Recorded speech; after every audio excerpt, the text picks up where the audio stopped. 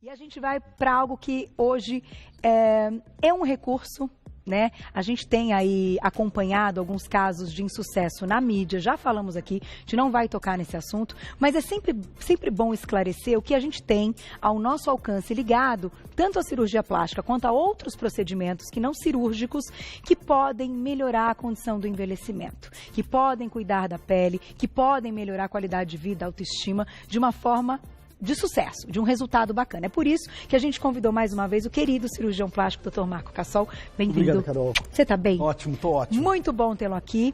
Prazer sempre recebê-lo, porque... Prazer é todo meu. Vim trazer informação, explicar coisas, tirar dúvidas, sanar mitos. Porque muitas vezes, quando ocorreram aí os casos de mortes, enfim... Do que a gente acompanhou na mídia, as pessoas perguntam, mas nossa, mas como a pessoa submeteu a uma cirurgia na casa do médico? Como a outra submeteu... E aí, fato é que ainda com tanta informação, a gente percebe que as pessoas sim se submetem. E as pessoas não podem dizer que não tiveram informação, porque todo mundo tem acesso à informação. Exatamente. Então hoje eu acho legal que nós vamos falar aí dos tratamentos, dos procedimentos estéticos que mais se aproximam do natural. Isso. Né? Porque é isso que a gente quer. Você quer que fazer e quer que todo mundo fale, nossa, você está bem, mas não sabe o que você fez, né? O objetivo máximo da cirurgia plástica é fazer um procedimento e parecer que não fez nada, né? Melhorou, tá se sentindo melhor, tá melhor a pele, tá melhor a aparência, mas parece que não fez nada. Esse talvez seja o objetivo maior. Então, só que... O que acontece? A gente vai numa crescente de tratamentos. Alguns são preventivos, outros melhoram a autoestima, outros melhoram a condição do colágeno. Então, a gente vai falar de todos eles para as mulheres dos 25 aos 40 anos. Ótimo. Muito legal. Tem vários. Vamos começar com um que, falando, é algo até simples, mas que ele dá um resultado bem legal. Olha lá, vai entrar na tela para vocês. Primeiro procedimento é um microagulhamento. Vamos começar por ele. Microagulhamento é uma forma da gente fazer um estímulo. Ver se a gente consegue mostrar aqui. A Júlia. A Júlia. Então, assim, o que a gente faz com o microagulhamento, né? A gente faz um estímulo importante do colágeno profundo, certo? Com essas agulhinhas, né?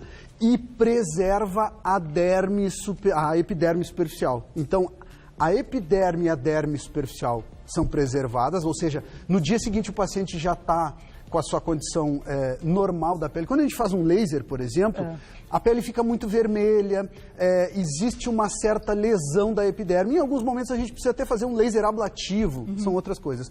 Mas o derma roller, para aqueles pacientes, por exemplo, que têm manchas nessa região, manchas da gestação, né, os melasmas, né? Ou que têm manchas do sol, ou pacientes que querem fazer um rejuvenescimento da pele, a gente consegue com o derma roller resultados bem legais, assim, um estímulo bem importante do colágeno profundo, da derme profunda, sem lesar a epiderme. Só que a minha dúvida é o seguinte, o objetivo, então, do microagulhamento num primeiro momento, estimular o colágeno, porque quando... me corrija, doutor, mas quando você está tendo atrito, a pele precisa renovar. Por isso ela produz mais colágeno. É isso. Exatamente isso. Só que o microagulhamento também permite que você coloque alguns medicamentos e eles penetrem. Aumenta a permeabilidade, obviamente.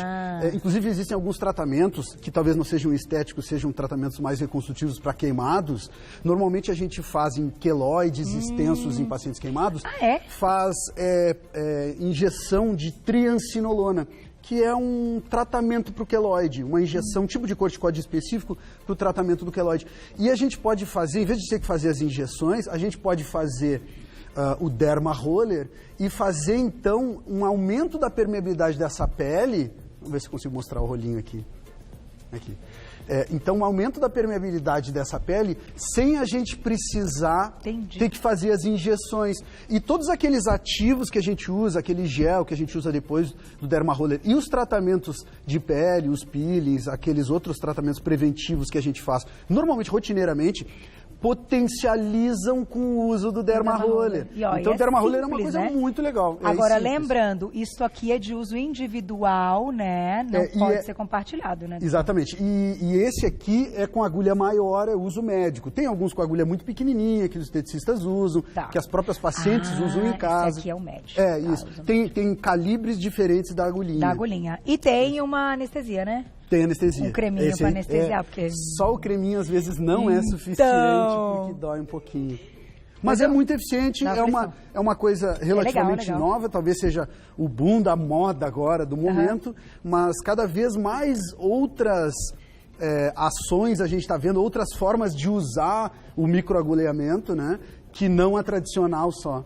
Então, o microagulhamento é realmente muito bom. Muito bacana. Na tela, então, o próximo. Quem quiser vai mandando perguntinhas específicas de cada um deles. Pode mandar perguntas. Que a gente tira a dúvida já. Olha lá.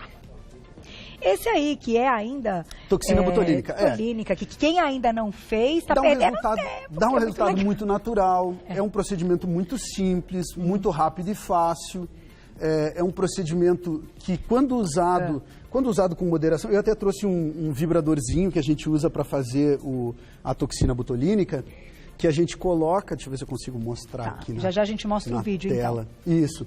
Então, a gente coloca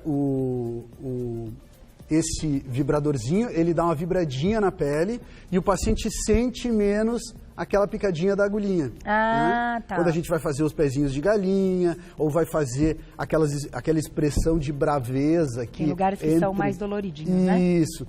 Então é uma forma da gente amenizar esse desconforto da picadinha da toxina botulínica. E na tela, pode ser então, usada. pra você explicar pra gente. Isso, exatamente. A gente paralisa esses músculos. E sempre o resultado legal da toxina botulínica é a gente fazer o procedimento e ter um resultado muito natural. Porque quando a gente exagera no uso da toxina botulínica, fica artificial, fica aquela face congelada, aquela face sem expressão, e isso não é uma coisa legal. Não, aquela sobrancelha que ou sobe demais... Exatamente, exageros. Tudo que é exagerado fica feio. Exato. Ou aquele testão. Quando tem uma testa que fica, né, tá tão lisa, ele tá falando, nossa, mas que testa grande. Nenhuma expressão. Então, é importante, claro, fazer isso. Tem que usar, mas tem que ser nos pontos corretos e com moderação. Isso, e sempre com alguém que tenha, gente. Por favor, procurar um profissional qualificado para fazer toxina botulínica, tem que ser cirurgião plástico ou dermatologista. É verdade. Tem que ser pessoas que têm uma formação adequada para fazer. Tá aí. Vamos agora para o próximo. Daqui a pouquinho, a gente tira dúvidas do público. Olha lá. Preenchimento labial. Doutor, esse eu nunca fiz, eu tenho um pouco de receio. Vamos desmistificar? Ácido hialurônico, né, que a gente faz para o preenchimento labial, a gente faz, é uma seringuinha de 1 ml, normalmente a gente não faz mais que 1 ml no lábio superior e 1 no inferior, normalmente a gente pode até fazer 1 ml para o superior e inferior, né? E a gente pode fazer com uma agulhinha, eu mostrei antes a agulhinha, mas pode também fazer com uma cânula. Deixa eu ver se a gente consegue mostrar a cânulazinha aqui, ó. Ela não tem ponta, né? É uma cânulazinha que a ponta é redondinha. Qual é a diferença de usar a cânula para usar a agulhinha? A cânula, a gente não pega os vasinhos, então a chance de ficar... Aqui, ó, a gente consegue roxinho. mostrar. Ficar roxinho, ou de injetar o ácido hialurônico dentro de um vaso, com a cânula não existe. Porque a cânula bate no vasinho, né? E ela passa pelo ladinho do vaso. Né? Mas isso também... dá muita segurança no procedimento e dá menos desconforto que a agulha. Mas isso também é muito de profissional para profissional, porque tem profissional que faz direto a aplicação. No lábio pode ser feito das duas formas. Normalmente, no sulco... nasogeniano, aqui no bigode chinês, tratamento do bigode chinês, a gente usa com cânula sempre. Tá aí. Então, gente, daqui a pouquinho a gente tira as dúvidas. Vamos colocar na tela o ilustre, até pra gente entender, esteticamente falando, esse preenchimento vem com qual objetivo, doutor? É de deixar o lábio mais grosso ou uma boca mais desenhada? O objetivo inicial sempre é a gente melhorar o contorno, a transição entre a pele e a mucosa. O vermelho do lábio é a mucosa, né? E a pele, tem uma pelezinha que é onde... Aí tá mostrando o sulco, e aí a gente está preenchendo o sulco. O lábio, as pacientes com a idade acabam perdendo um pouco o volume do lábio, tendo uma certa atrofia do lábio. E a gente pode repor, então, nesses pacientes que perderam.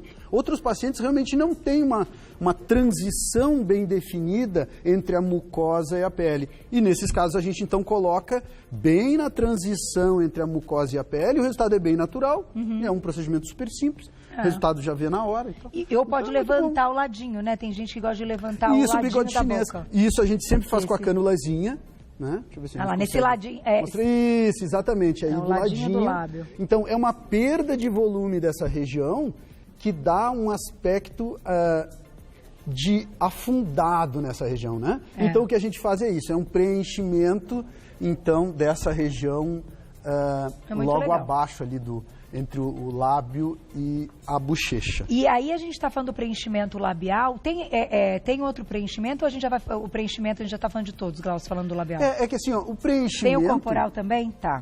O preenchimento com ácido hialurônico, normalmente, quando a gente faz, por exemplo, a cirurgia da face, os pacientes mais velhos, com 60, 70 anos, precisam fazer o lifting facial. Eu até tenho aqui na Júlia as marcações do lifting. Ah lá. Para a gente poder ver, a gente faz uma lipoaspiração do pescoço do paciente, né? Aqui tem uma canulazinha de lipoaspiração. Faz uma lipoaspiração do pescoço do paciente, retira essa gordura, trata e pode recolocar essa gordura. Mas isso é um procedimento cirúrgico. Entendi. Precisa ser no centro cirúrgico, o paciente normalmente vai fazer um outro procedimento, a gente aproveita, obviamente, tecido do próprio paciente, e daí repõe o lábio, repõe o sulco, repõe malar, né? Os vários volumes que a gente que é perdido e a gente precisa repor, a gente repõe com gordura do próprio paciente. Tá. Isso é o preenchimento com gordura. Existe preenchimento... e claro, o preenchimento com gordura pode ser feito no corpo também. Existe preenchimento corporal com ácido hialurônico? Também existe. Que é muito caro, né? Esse é o problema limitador, por isso que se usam esses outros alternativos que não são os corretos e dá esses problemas, dá o problema. enfim. Então, para o corpo, muitas vezes a gente tem que recorrer a uma cirurgia plástica, Pois é. eu acho que... E aí o resultado, além de ser natural, é um resultado que o paciente usa tecido do próprio corpo dele, ou seja, naquele local onde é realizado aquele preenchimento, aquele enxerto de gordura, ocorre uma melhora da vascularização, então melhora os tecidos em volta, porque novos vasinhos são formados. Enfim, é um procedimento mais natural e com resultado bem natural também. Ah, olha lá. Esse aí é... Esse é da lipo ou é dos pontos de preenchimento corporal? Lipoaspiração. Não, isso aí é uma lipoaspiração. Os locais onde a gente normalmente faz a lipoaspiração. Eu até trouxe um modelinho aqui pra gente... Deixa eu ver qual é o próximo que vai entrar. Eu acho que ainda não é a lipo. Eu acho que o primeiro é prótese de mama, tá? Prótese, tá. Esse então, é o campeão, né, doutor? Esse é todas as... Quantas por semana? Quantas cirurgias por semana, doutor? Conta pra gente. A gente faz muito.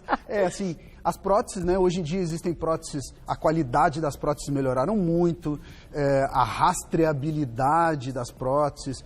Então, as próteses de poliuretano, eu sou um fomentador das próteses de poliuretano. Eu acho que as próteses... Essa aí tem a anatômica e a redonda, né? Tá. Os dois modelos... Isso depende do as quê? texturizadas Do formato? e lisas e poliuretano. Depende do formato, tá, né? Da mama. A colocação... Isso, depende do desejo da paciente. Muitas vezes a paciente ganhou neném, ela teve uma perda de volume da mama. Uma perda, assim, importante do volume, mas ela não está com a mama muito caída. Ela quer repor, mas ela quer parecer que não colocou prótese. Entendi. E nesses casos a gente pode colocar uma prótese anatômica, e normalmente a gente faz essas próteses anatômicas de poliuretano, porque as texturizadas são aquelas próteses mais lisinhas, que ficam mais móveis, e a poliuretano é uma prótese que tem uma aderência muito maior no subcutâneo. Então, essas próteses que têm mais aderência, quando a gente tem uma prótese que é assimétrica, como é no caso da anatômica, a gente prefere sempre usar próteses que grude mais, porque ela não vai mexer depois. Ah, entendi. Ela fica no lugar sempre. Por exemplo, essas que aderem melhor e tal... Poliuretano. Poliuretano. Isso. Elas também ficam mais naturais. Quando é anatômica, fica mais natural, mas ela pode também ser redonda, pode ser cônica. Tá. Né? Essas pacientes, por exemplo, que querem volumes muito pequenos na mama, que amamentaram, como eu dei o exemplo, e que querem dar uma levantadinha na mama, mas não parecer que colocaram prótese, colocam próteses cônicas, aquela prótese que tem uma projeção maior. E bem pequena, 150 ml.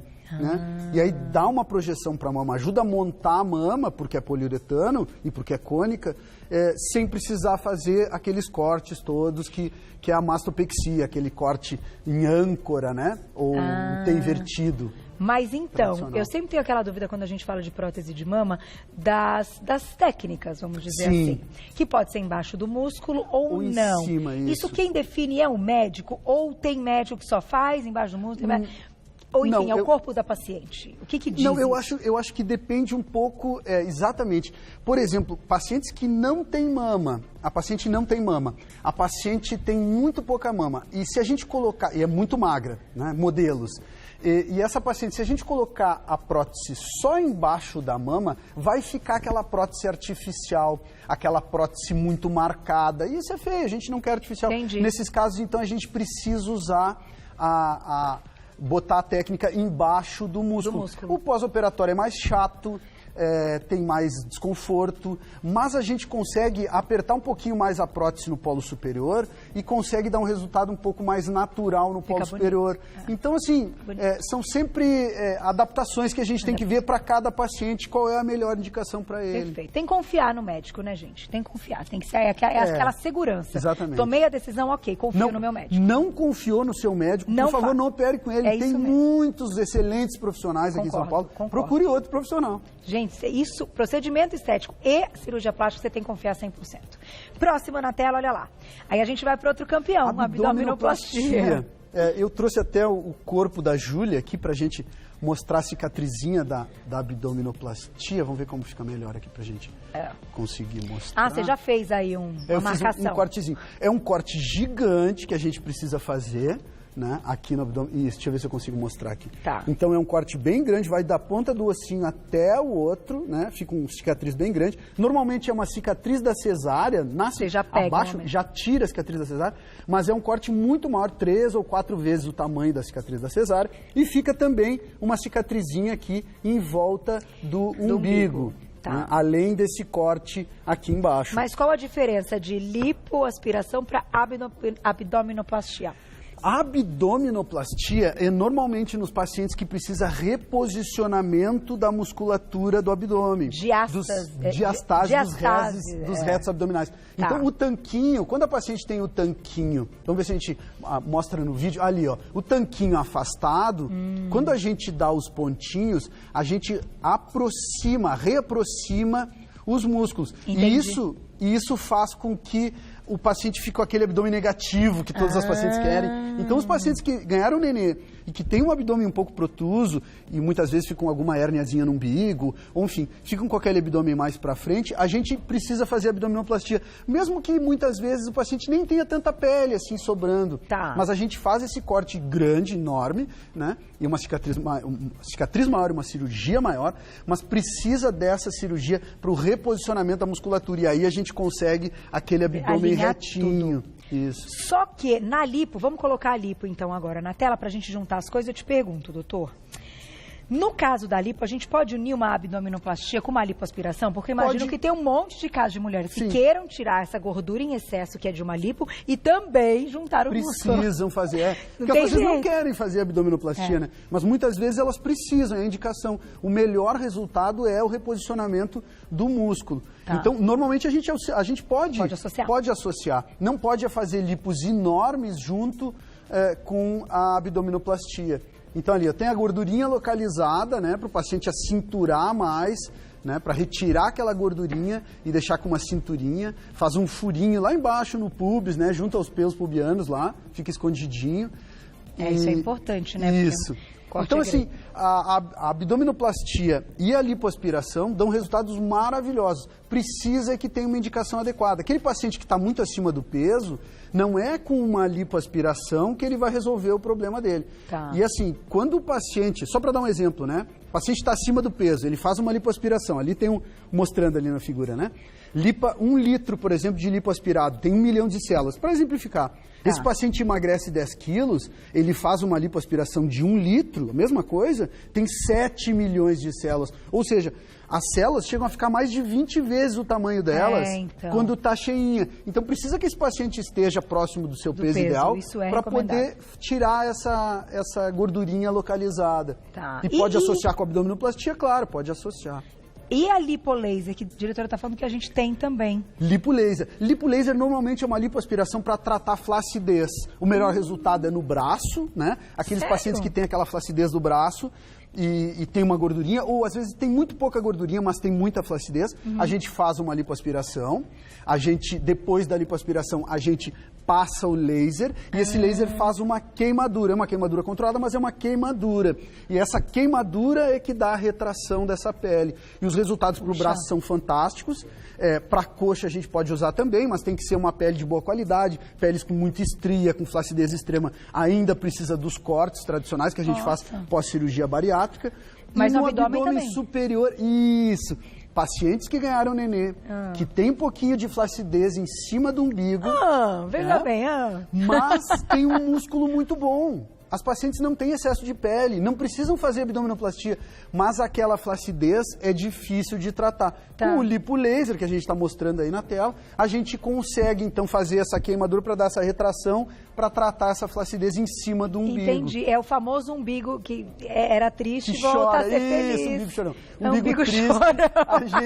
A gente consegue melhorar a flacidez do umbigo com a lipolaser. Olha que legal, esse eu não sabia. É a associação de lipoaspiração com laser, faz tudo na mesma cirurgia. Na mesma, e às vezes a mulher acha que ela tá ali com uma gordura e tal, e é flacidez, não é gordura, né? Exatamente, são coisas diferentes. São coisas diferentes e chama atenção da mesma forma, porque ele fica num aspecto, às vezes, proeminente, enfim, fica aparecendo, quando senta, dobra também. Exatamente. Parece que é gordura, mas na verdade é pele. É flacidez, exatamente. Interessantíssimo, doutor.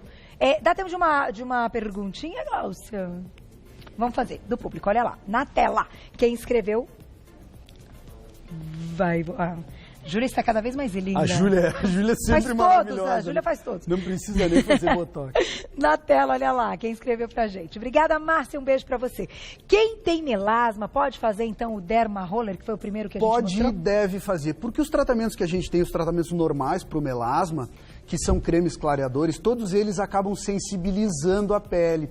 E essa sensibilização da pele, a gente trata a manchinha, melasma, para quem não sabe, o melasma é uma mancha, geralmente associada com gestação, que os pacientes ficam na face. E essa manchinha a gente trata com esses cremes, com esses ácidos, com esses clareadores, mas sensibiliza excessivamente a pele. E com o Derma Roller, a gente sensibiliza menos a pele. Então a chance de remanchar, de manchar novamente essa pele é menor. Então talvez a principal indicação do Derma Roller seja exatamente essa, o tratamento do melasma. Tá aí, muito legal, hein, gente? Ótima pergunta. Não é um procedimento cirúrgico, mas dá para fazer em cabine. Que a gente faz no consultório. E tendo aí, seguindo as recomendações médicas, resultado de sucesso, né? Isso. Eu só posso agradecer o queridíssimo cirurgião plástico. Eu que agradeço a oportunidade. Dr. Marco Cassol, belas explicações. Lembrando, importante você escolher o médico, confiar. Ah, sim, isso é muito importante. Ai, gente, faz tudo direitinho. Hoje com tem tantos internet, episódios pesquisem o médico na internet. Não, e eu acho... Venham indicações de outras amigas, claro, indicação isso é tão muito importante. Porque a experiência, né? Uma pessoa que você confia, eu acho isso muito importante nesse meio médico de vocês aí. Essa indicação de, eu gosto, eu confio, eu acho que você vai gostar. Cada um também tem seu perfil, né, doutor? Exatamente. Tem médico que combina com o perfil de cada um. Vocês são sempre aí impecáveis, os médicos que fazem tudo com seriedade. Então, quem quiser saber mais do trabalho do Dr. Marco Cassol, vai lá no Insta para segui-lo, que é o @clínica Marco Cassol, tudo junto. O Cassol é com 2 S, tá? Clínica Marco Cassol, você já encontra. Quem tiver outras dúvidas, quiser tirar mais dúvidas, manda pra gente as mensagens, comentários lá no Insta ou e-mail, enfim, que a gente vai sanar todas as dúvidas. Obrigada, Carol, sempre, muito querido. obrigado, agradeço. Um beijo, sempre maravilhoso. Até a próxima, viu?